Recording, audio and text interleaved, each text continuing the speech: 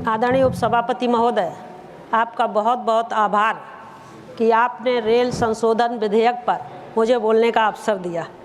उपसभापति महोदय, ये विधेयक भारतीय रेलवे की स्वायत्तता और दक्षता बढ़ाने के लिए महत्वपूर्ण सुधारों की दिशा में एक आवश्यक कदम है। यदि हम देश के रेल तथा रेलवे अधिनियम की बात करें तो भारत में पहली यात्री रेल सेवा वर्ष 1853 में शुरू हुई थी और वर्ष 1890 में रेलवे अधिनियम बनाया गया था। रेलवे शुरुआत में लोक निर्माण विभाग का एक अंग था। वर्ष 1905 में इसे लोक निर्माण विभाग से अलग कर नया रेलवे बोर्ड बनाया गया। उपसभापति महोदय, वर्ष 1989 में जब नया रेलवे अधिनियम तथा 1905 में रेलवे बोर्ड कानून को बनाया गया, उसी समय इन दोनों कानूनों को एकीकृत किया जाना चाहिए था।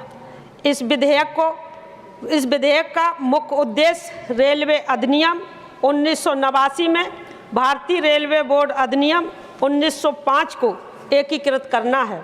इस विधेयक के पारित होने से रेलवे की क्षमता और विकास में वृद्धि होगी। उपसभापति महोदय, रेलवे बोर्ड एक्ट 1905 के तहत रेलवे के संबंध में केंद्र सरकार की शक्तियों और कार्य रेलवे बोर्ड में निहित हैं। इस विधेयक के माध्यम से 1905 के इस प्रावधान को खत्म करते हुए प्रावधानों को रेलवे एक्ट 1989 में शामिल किया जा रहा है। महोदय, इससे दो कानून का संदर्भ लेने की आवश्यकता कम हो सकेगी। इस विधेयक में रेलवे के कामकाज को बेहतर बनाने के लिए और भी प्रावधान किए गए हैं।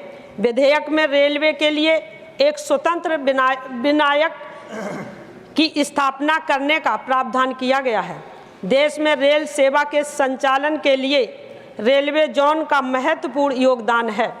इस विधेयक में रेलवे जोन को और अधिक अधिकार तथा स्वायत्तता देने का प्रावधान किया गया है। विधेयक में यात्री किराए को तर्कसंगत बनाने हेतु तथा निजी भागीदारी के माध्यम से राजस्व को बढ़ाने पर भी जोर दिया गया है।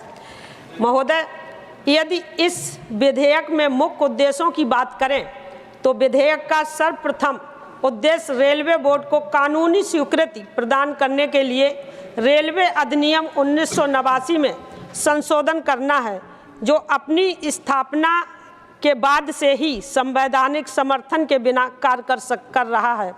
विधेयक में किए गए प्रावधान निश्चित रूप से रेलवे क्षेत्र में शक्तियों को विकेंद्रित करेगा। शक्तियों को विकेंद्रीकरण के परिणाम स्वरूप रेलवे क्षेत्र के बजट, बुनियादी ढांचे और भर्तियों को स्वतंत्र रूप से करने हेतु और अधिक स्वायत्तता प्रदान करेगी। विधेयक के माध्यम से टैरिफ को विनियमित करने, सुरक्षा सुनिश्चित करने तथा निजी क्षेत्र की भागीदारी सुविधाजनक बनाने के लिए एक स्वामित्व निकाय की शुरुआत की गई है। इस निकाय की सिफारिश रेलवे पुनर्गठन पर 2005 में बनी समिति द्वारा अपनी रिपोर्ट में दी गई है। उपसभापति महोदय, इस विधेयक में नए भारत की नई रेल की दिशा में एक महत्वपूर्ण कदम उठाया गया है।